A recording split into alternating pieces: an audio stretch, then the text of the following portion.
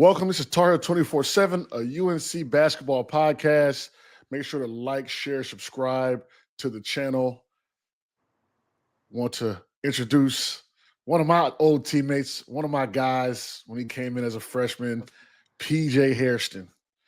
First things first, where you at these days? How you doing, man? Talk to us. Tar Heel Nation, they want to know. I'm in Greensboro, born and raised. So Yeah. I'm back in the city, just chilling, working. Hey, Boss Hog still a thing? You still do restaurant? And it's up the street from me. That's why Okay. I look like this. Hey, look, man, when we was in school, I remember that Boss Hog. So, let's start at the beginning, right? You're from Greensboro. A lot of hoopers. Bob McAdoo. I had Brendan on yesterday. Will, obviously, I've come out of Greensboro. What's in the water there? Like, what's going on? Why did so many hoopers come from there? I mean, we breed them, man. It's what it is down here. Growing up, when I was like middle school, like late elementary school, middle school, I would see like Will and them, all of them, they playing at the Wild, like the older guys. So I mean, that's kind of when I was like, I want to be like them. So I looked up to Will like crazy. Like Will will tell you, like even his freshman year at Carolina, like I was at a lot of the games just because he was playing. But once they started recruiting me, it just kind of changed. But I mean, Greensboro it is what it is, man. Like you got guys here with a lot of talent, and now these days it's coming out more. Like, and not just basketball. Like you got a bunch of football players now that are in the NFL or still playing or retired. So I think it's just in the water, man. We just breed a lot of athletes. I was born in Greensboro. I stayed until I was 5. I'm not saying I ain't saying I'm from the borough, but I was born in the borough, so I got some of that water coming out. So Yeah. I get it. So at what age did you first pick up a ball, and who do you kind of credit with putting you, into the game and putting you on the game essentially? Man, it's crazy because when I was 2 or 3, I lived in Mebane, North Carolina. Yep. Small city and small town in Mebane called Sweet Gum, where my great grandparents lived, and they built my first basketball goal on a dirt road. So, and the basketball goal was in the driveway, but the dirt road is where you come down. So I used to always be shooting from the dirt road trying to hit shots. Wasn't strong enough, but I'm still trying, and but that gave me that passion to like really want to play, because I think around that time that's when I was doing the whole like 3, 2, 1 and hitting the game winning shot. I'm running around the yard like I won a championship. Like, so I guess that's where it came from. And I credit my great grandfather. I mean him and my stepdad, because he put me into the basketball league like after a while, like once I got old enough. So I think that's really where like I fell in love with basketball. You shooting hoops on the dirt road, 3, 2, 1. Kind of makes sense because you're trying to shoot from far. That's what you did when you came to play with us. So it's tracking. So how did Carolina first come into the picture with interest in recruiting you? I mean, I was in Greensboro, so I wasn't far. They recruited Will. We went to the same high school, so I guess I was just that next talent that came up, and one day I looked up and R Dub was sitting at our open gym. I'm like, oh, so R Yeah. Dub walked right there. You know how smooth he walked in. He walked in real smooth, and I mean, then from that point, I knew they were recruiting me, and I mean, I always knew where I was going. I just never really, so Yeah. I knew I Nah, was going. Like once they came into the picture, I kind of had my mind made up, but I just kind of wanted to prolong it just a little bit. But yeah. I always, people don't realize like how smooth R Dub was and how like he's such a good like he's such an underrated recruiter. Like people don't understand that. I think you're starting to see that now. I mean, the NIL's era is different, right? There's money for involved, but sure. he had an aura about him. Like you, I like s- you well, like when know, he hit the gym, it's like, yo, it's yeah, like everything just goes slow, and he yeah, just, yeah, for sure. So, you know, the pitch to come to UNC. Obviously, you were going to go in there anyway. So, was there like a pitch, like, "Hey, this is what we see you as. This is what we think you could be." Like, what was their pitch? Even though they had already locked you in when they walked in the door. I mean, I knew off rip. I knew off rip. I had a chance to come in and play because I thought HB was gonna leave. Mm. I thought HB Me was too. gonna Me leave. too. I was like, don't worry. Yeah, I thought HB was gonna leave his freshman year, but at the same time, like I still get some burn. Like I'll be backing up HB. Like I didn't care. And then I knew like that following year, my sophomore year would be my year. You know what I'm Yeah. saying? So I mean, I knew what I was walking into. I mean, but along with that came with knowledge because I learned from y'all dudes, man. Like you gotta think I was on that second group playing against you, Tyler, Yeah. Strick, Yeah.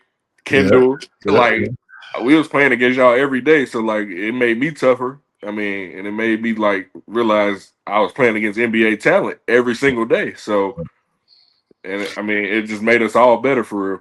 I did that. Those are some crazy practices and games for sure. Like just okay, because I mean, y'all was ready. I mean, it was you, Mac. Like it wasn't like Oh yeah, yeah. We went back in that. I tell people that all the time. I'm like, yeah, nah, it won't what you think. Like they was still them boys, but like we ain't back down from them. for, s- for Like sure. So, what was your official like? I might have been there. I don't know. I can't remember.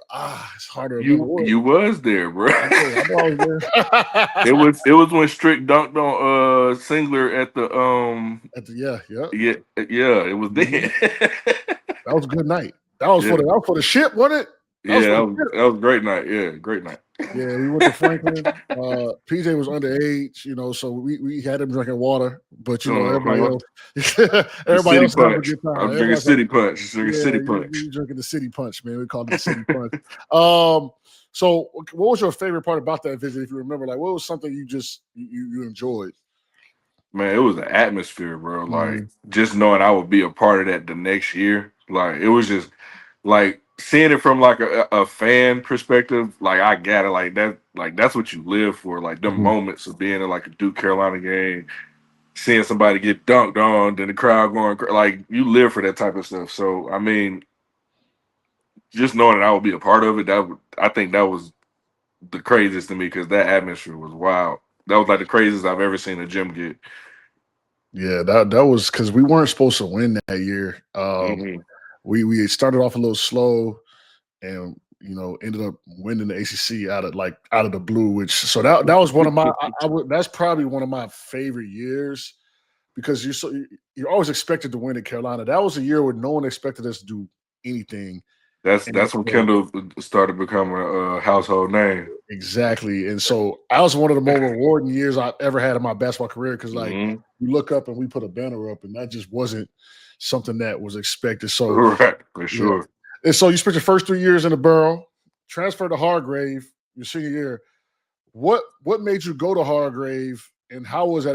How was that experience being at a school like that?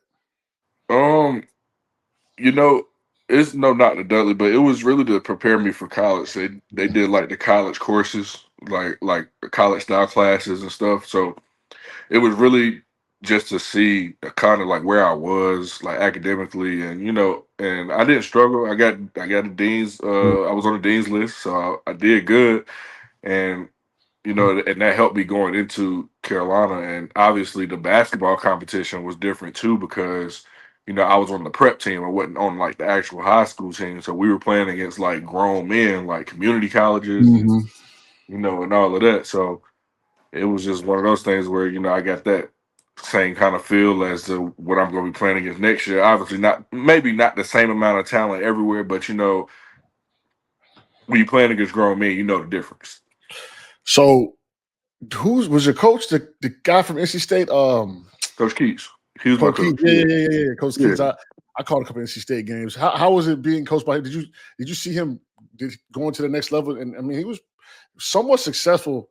It's tough at NC State, and I'm gonna talk how I talk. It's tough to win there. He did okay. So how was it? Being coached by him?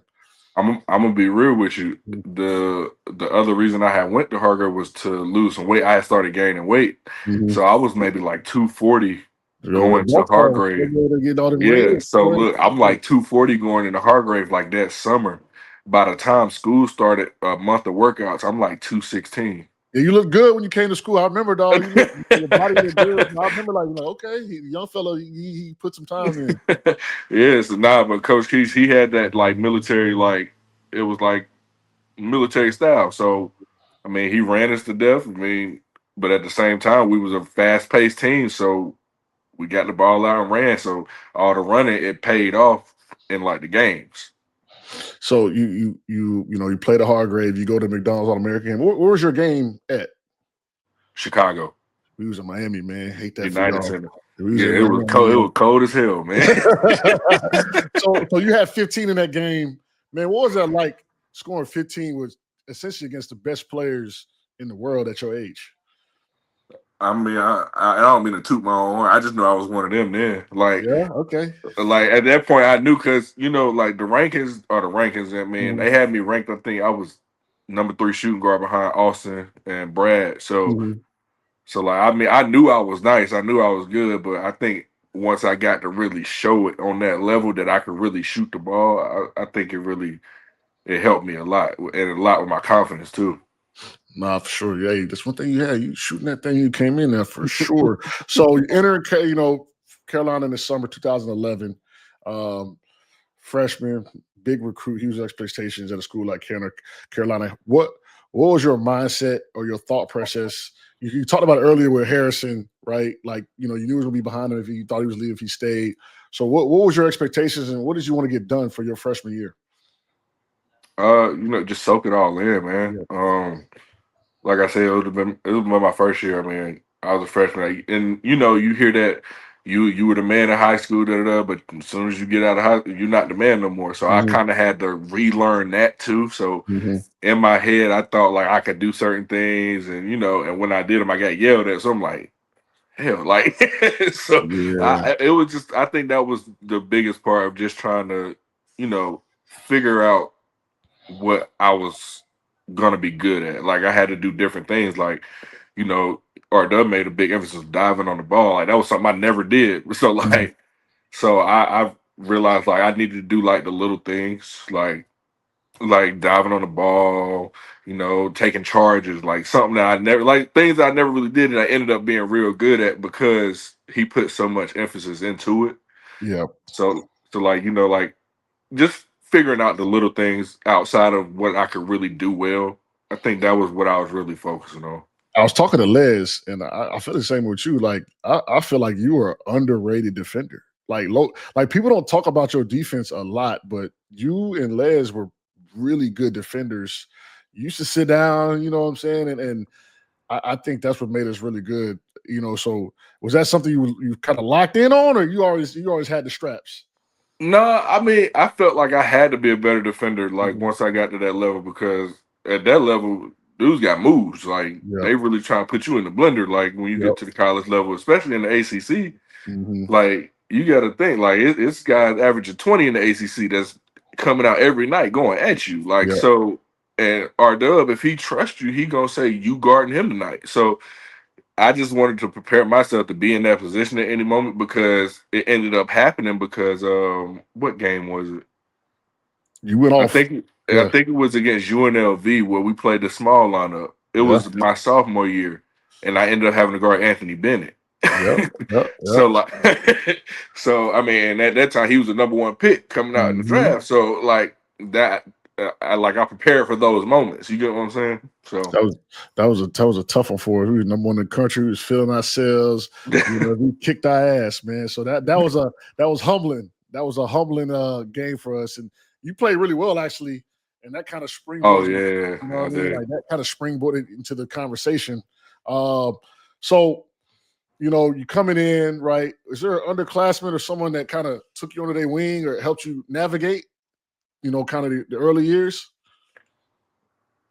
Well, I mean, I would say it was collective of everybody, man. Mm. I took a little bit from everybody, so it was just.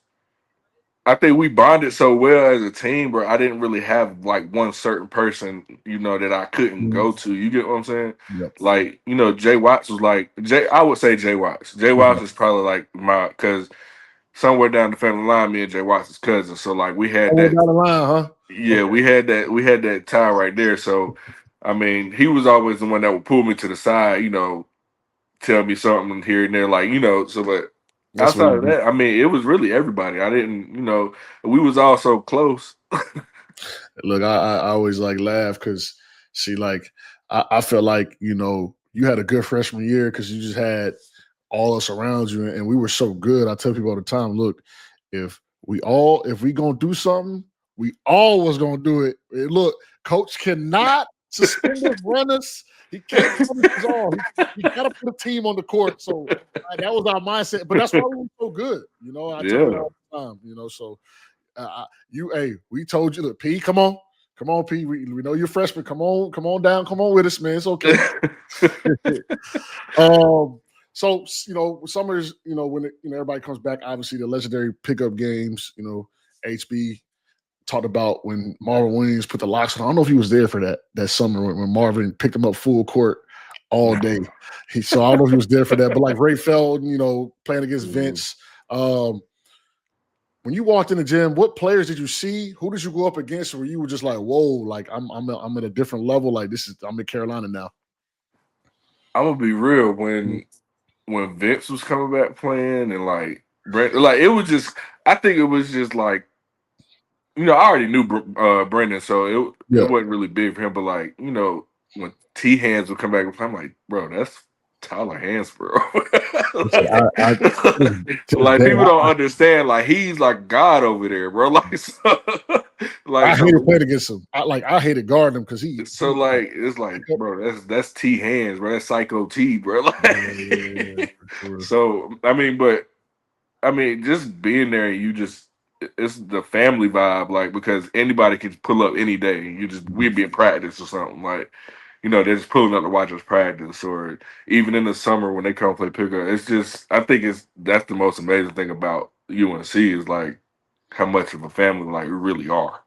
Yeah, that's the environment we enjoyed, and I mean, I remember you coming in and trying to figure it out like everybody else. Like I just because like you were the young fella coming in, and so you was ready though. I ain't even gonna lie to you. You was ready. So. Let's move on kind of the practices. Like, kind of walk me through your mindset or your kind of view of Roy Williams practice. When you started practicing, what was that like for you, and what did you take away from that? Well, for the first thing, I will make sure I remember them quotes. Okay, cool. Let's talk about that. So I haven't even got into that with other people. So what do we have to do before every practice? What do we have to remember? That was the offensive emphasis, defensive emphasis, and the quote of the day, right? Yep. And if you didn't remember it, it was whatever he decided. it was whatever he decided. You got 22 or 33. Yep. That's funny because see, my favorite quote and the one that I always remember is nothing great was ever done without enthusiasm. I literally have that on my wall at my house because I think that was one of my favorites. Do you have one you remember, a favorite? Did I go by every day? Rome wasn't built in a day. Man, look, tell me what he had his quotes for you. Rome wasn't built in a day. Sure, nah, that's a good one. Was there, you came in as a shooter, right? Les talked about his defensive prowess being developed most at UNC. Is there something that you think you developed? And it can even be off the court. For me, I always say, like, when I came in, I was a boy. When I left, I was a man. And Coach Williams was part of that transformation. So is there something that you developed at UNC that you took away from there? I would say, yeah, definitely becoming a man for sure. Because when I got there, I was a young boy making mistakes, just doing young boy stuff. So, I mean, by the time I left, I knew how to be a leader. I knew how to, even though I left early, I just felt like I knew how to be a leader. I knew how to be a good teammate at least. And on the court, I felt like my defense was like the main thing that I thought like really flourished, and I didn't expect it to because I was a way better defender than I gave myself credit for. So, for sure.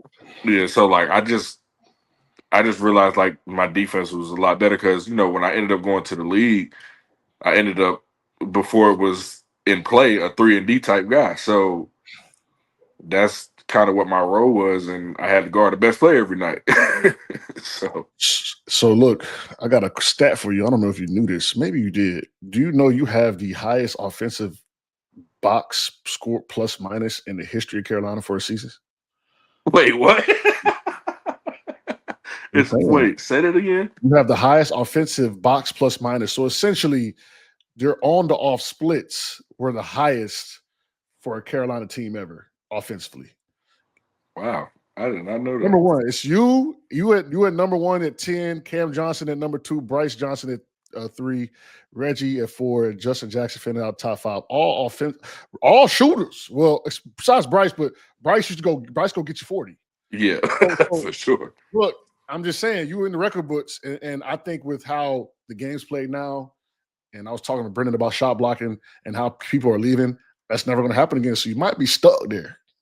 So shout out to you. You didn't even know that. Dang, that's crazy. I never knew that, bro. PJ Hairston, 2012, 2013, highest offensive box plus minus.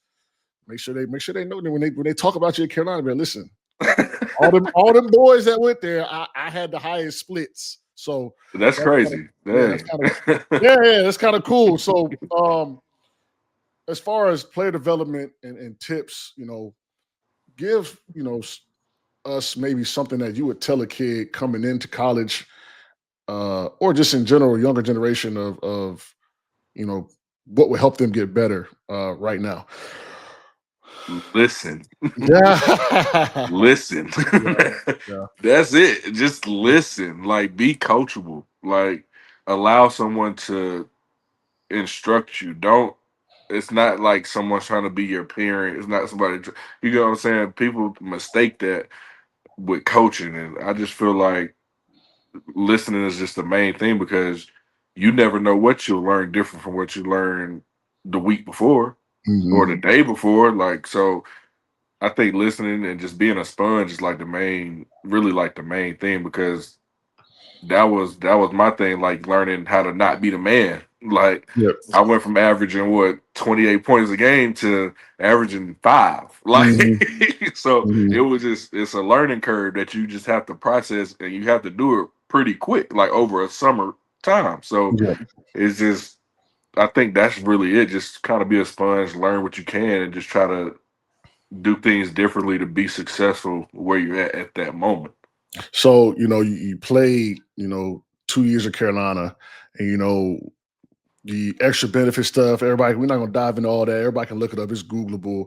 Let back in practice, right? And then UNC doesn't apply for reinstatement. So I don't think people know the ins and outs of that story. They just know what they read. So do you want to set the record straight, kind of what happened and maybe why they didn't apply for reinstatement? I'm gonna be honest. To this day, I still don't know why. Yeah. I don't know why I wasn't reinstated, but I got the whole reason for me leaving and going to the G League at the time, what a D League at the time, was because they told me I wasn't gonna be able to play for 2 years. They told me I would have to sit for 2 years and be ineligible. I wouldn't be able to practice. They would still pay for my scholarship, but I wouldn't be able to like dress out. I wouldn't be able to go to practice. I wouldn't be able to really do anything with the team, because technically I'm not on the team. So I just said, nah, like, I'd rather just go pro, make some money. Like, I'm not about to sit here and do that. Yeah. And so you going to the D League at the time, you still did your thing and was able to be drafted in the first round. Can you tell folks about the D League grind or the G League grind? Because I know it's tough. Well, I'm gonna be real. My grind was a little different because I already had like a chip on my shoulder. Like, I was, I was livid. Yeah, I was livid about the whole NCAA thing. Like, still to this day, I still don't rock with the NCAA, because now they're able to do things that we were doing. You get what I'm saying? So it's just more than that. I mean, you get what I'm saying? So it's just, we used to get in trouble for a free meal. They got come on, man. Like, anything nobody can even buy us food. So like, it's just like, now I just don't respect them, and I never will, because based how they handle my situation. And I mean, but at the end of the day, they paved the way for me to still be a first round draft pick. So I don't really hold them at fault, but at the same time I do, because at the end of the day, they were my mistakes, but I just feel like it could have been handled differently. So yeah, I mean, I think the NCAA has gotten so much more lenient. I mean, for the things that, a rental car, right? Like, for them to do so much for that and know what's going on now is crazy. Did coach kind of bring you in the office and explain, or just kind of like, hey, look, P, we got to move on and move forward? Or like, did he have a chat with you? Bring your family? How did he handle that situation? Because I know at That the was time no it was that awful. that was the meeting before because me and Leslie's all our stuff came out at the same time, and Yeah. they announced Leslie could play like that game against Texas. Remember? Yep. Yep. And he came back that game against Texas, and I was thinking I was coming back that same game, and they told Leslie he could play. Then coach brought me in the office and told me that I couldn't play for the next 2 years, and I just broke. Honestly, I just broke down because me and my mom was in there. It was me and Yeah. my mom, Yeah. and I broke down like I was pissed, bro. Like Yeah. if that wasn't coach office, like I would have started knocking stuff over, bro. 'Cause, Yeah. like like Yeah. I was that pissed, Yeah. like it was to the point where I almost didn't even get my stuff out of the dorm. I just almost left everything there because I Mm, didn't want to be a part of at that time. I mm, didn't realize it wasn't like the coaching staff. It wasn't mm. like it was literally the AD. Yeah. So it is Okay. what it is. Yeah, for sure. And so, nowadays, do you still, keep up with the program? Oh And, yeah, I what are your still. expectations? What are your expectations for this year's team?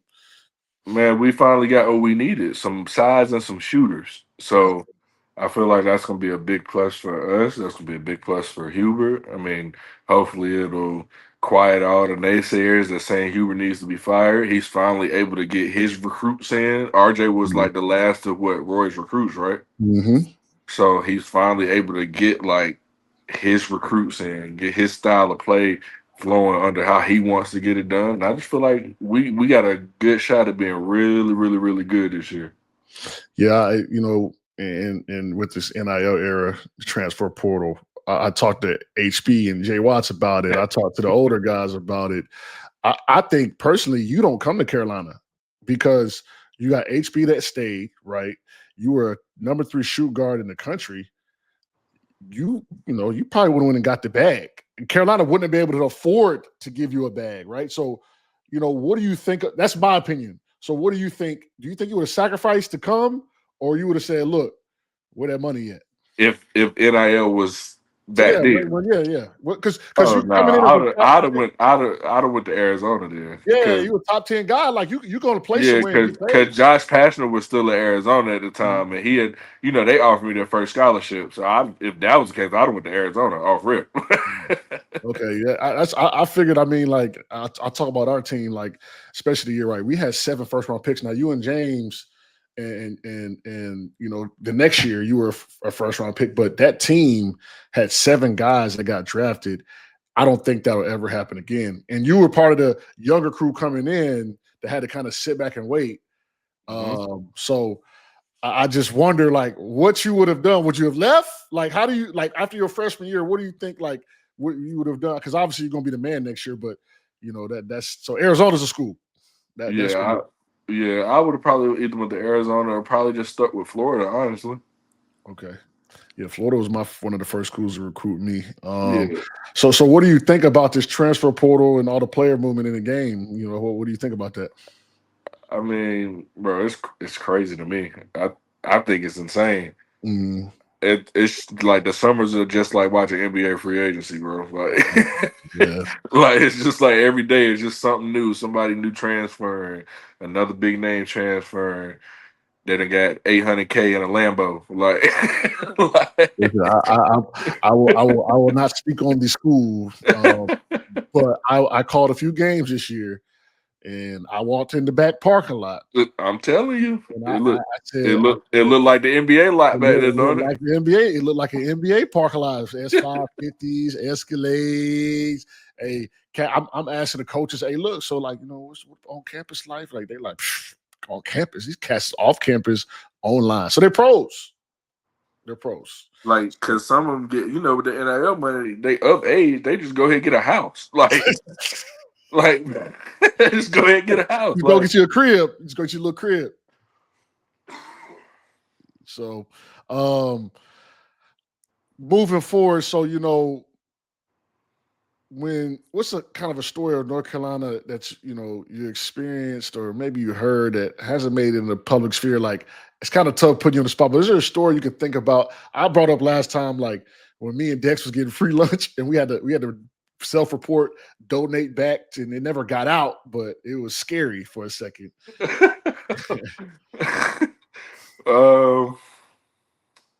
I don't know. Everything I've been through have been publicized. Everything that I done did have been out. So I mean, I would just have to say probably, in that time where I was in that like phase where I couldn't play, but I was still practicing. Mhm. Like just all the running I was doing. Okay. I think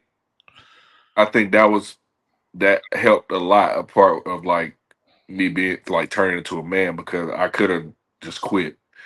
And he made that clear to me every single day. You can just quit. You don't have to do it. Yeah, that sounds Like, that's him. That's him. like it like that, like Arda, he made it clear to me every day that I could just quit. Like, but I think that's what made me gain so much respect from him, because I never quit. And it was just, bro, you gotta think I was running like 15 to 20, 33s a day. I heard the story. I heard they got PJ on the side and coach hoping he just walk out so he don't have to make a decision. That's what I was hearing. Bro, I'm in the weighted vest with the sled, like, bro, like I'm going through it, but at the end of the day, I'm like, shit, it's gonna be over at some point. So, Yeah, for sure.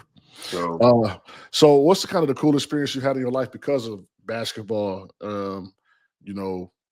I like to bring up the time we played on the ship. Like that was kind of cool. So is there some type of experience that around the world or played against someone that you were like, whoa, like this is dope? like just because of basketball in general, or because of, Just basketball in general. Anywhere you've been in life. I mean, I think playing in China was kind of cool when I was with the Hornets. We went and played, and we were in China for I think 2-3 weeks. We ended up going to Shenzhen and Shanghai, and I think it's pretty dope because you got to see like the real like celebrity of like your teammates, and because Kimba was a huge name then, but to be out there and Jeremy Lin's on our team, you didn't even know who Kimba was. Yeah, I remember that time. Yeah. Like, and we were out there with I think we played the Clippers, so it was like Chris Paul. That's when they had the DJ and Bob Blake. City. Yeah, that's when they was Live City. So that a lot of so we played them. So it was just a lot going on, and I think it was just pretty. I think that was a dope experience because you really got to see a part of the world that you just don't get to see every day. And me being from Greensboro, and I'm on the 50th floor in my hotel room looking down in China, I'm like, damn, like this is pretty cool. Yeah, we played in London. We played against Melo, and this is the year when Melo shut it down. But the NBA almost called him like, "Look, you got to play. You got to play in London, right? Like that's what they come in here for." So, and to this day, I still go to London. I love London because of that experience. So, yeah, playing overseas is definitely different. So, last question before I let you go. What is one question about your career or just about yourself that you wish the media had asked you? Like, what is one question that you wish that someone would have asked you so you could put out into the public sphere that they don't know about you, or something you went through that they don't understand? Are you okay? Yeah. Instead of just putting something out without knowing what somebody's going through, I just feel like you should at least have the courtesy of reaching out, or at least trying to reach out and to ask, hey, are you going through something? Are you okay? Like, is there a way I can help? Not a way I can kick you while you're already down. You get what I'm saying? So, and I felt like a lot of that was done with me. And at the end of the day, I got stabs all over my back, bro. So I mean, it wouldn't be the first time, but I've learned how to get over stuff pretty quickly because days don't move backwards. And I've made mistakes. I've messed up, and I'm pretty sure I'm not the only human in this world that's made mistakes. So at the end of the day, I have to figure out how to make those wrongs rights and just kind of keep moving forward. For sure, man. Hey, look, that was a great answer, by the way. Just want to say thank you for taking the time. I love you. Hey, good seeing you, good talking to you, man. This pod is super dope because it's actually allowing me to reconnect with some of the dudes that I really grinded with and care about. So, man, thanks for coming on. For sure. I'm going to give you your flowers, man, your Carolina days. And you in the record books. No, don't get it twisted. Hey, what you say? What you say? What you say the record was again? Tell them one more time. Tell them one more time, Hook. Nope. Best offensive box plus minus in Carolina history. You know, we used to say they can't erase what we were. They can't. It's impossible. So shout out to you, man. Thanks for coming on, man. Appreciate you, bro. Yes, sir. And that'll be it for this week. Thanks for watching on YouTube and listening to wherever you get your podcasts. Be sure to check out TarHeel247.com for the latest wall-to-wall coverage of Carolina athletics. I will see you next time.